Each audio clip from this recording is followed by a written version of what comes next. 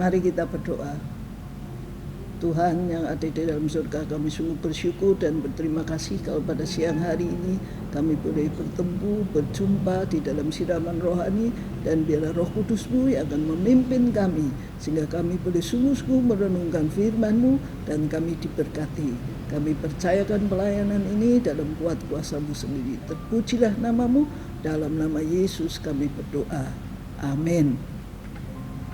Shalom Bapak Ibu sekalian. Siang hari ini kita akan merenungkan ayat dalam Amsal pasal yang keempat, ayat yang ke-23. Demikian dikatakan, jagalah hatimu dengan segala kewaspadaan, karena dari situlah terpancar kehidupan. Ya, jadi jangan pernah menyimpan kesalahan orang di dalam hati kita, karena kita pun dapat berbuat salah. Justru kita harus mengampuni, karena mengampuni membuat kita diberkati. Jangan jadikan hati sebagai tempat pembuangan kesalahan orang lain. Berikanlah tempat hati kita untuk mengampuni, karena dengan begitu kita akan diberkati di dalam hidup ini. Ingat akan kisah Yusuf yang dibenci oleh saudara-saudaranya. Dia ditangkap, dia dibuang ke sumur yang dalam, yang kering, kemudian dia dijual sebagai budak.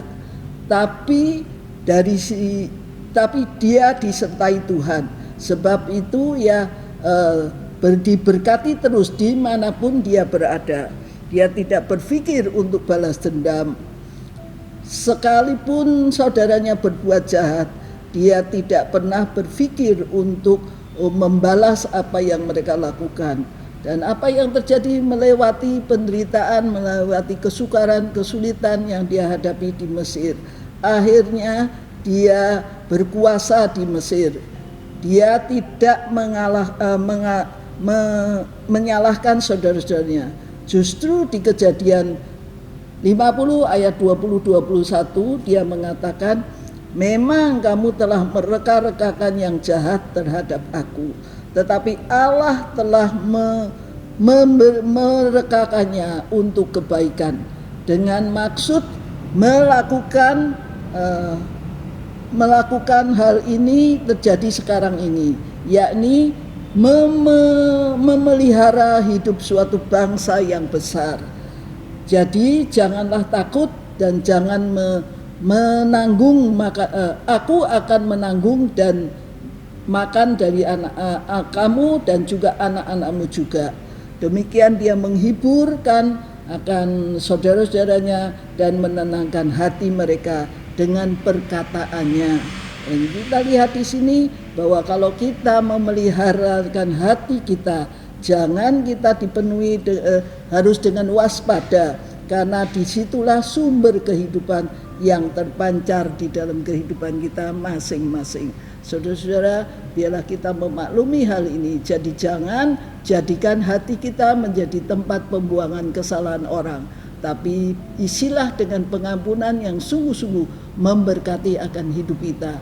Maka dengan begitu Anda sekalian akan diberkati, bukan untuk membalas dendam, tetapi terus memberikan pengampunan bagi mereka yang membutuhkannya. Kiranya kita akan menyadari hal ini dan kita mau bersama-sama terus melanjutkan supaya hati kita sungguh-sungguh dipenuhkan dengan kasih yang daripada Tuhan, pengampunan yang sungguh-sungguh, sehingga kita boleh diampuni dan diberkati. Kiranya Tuhan memberkati kita sekalian. Amin. Mari kita berdoa. Terima kasih dan syukur kami naikkan kepadamu ya Tuhan, kalau kami telah merenungkan firman-Mu dalam waktu yang singkat, dan biarlah Engkau yang akan sungguh-sungguh memeteraikan di dalam hati kami masing-masing. Isilah hati kami dengan penuh pengampunan, dan biarlah kami memikir yang baik bagi seluruh mereka yang mungkin menjahati kita, yang mungkin menyakiti kita. Tetapi dengan berkat daripadamu kami boleh melewati dan kami boleh diberkati karena pengampunan yang kami berikan. Terima kasih ya Tuhan, terpujilah namamu. Dalam nama Yesus kami berdoa. Amin.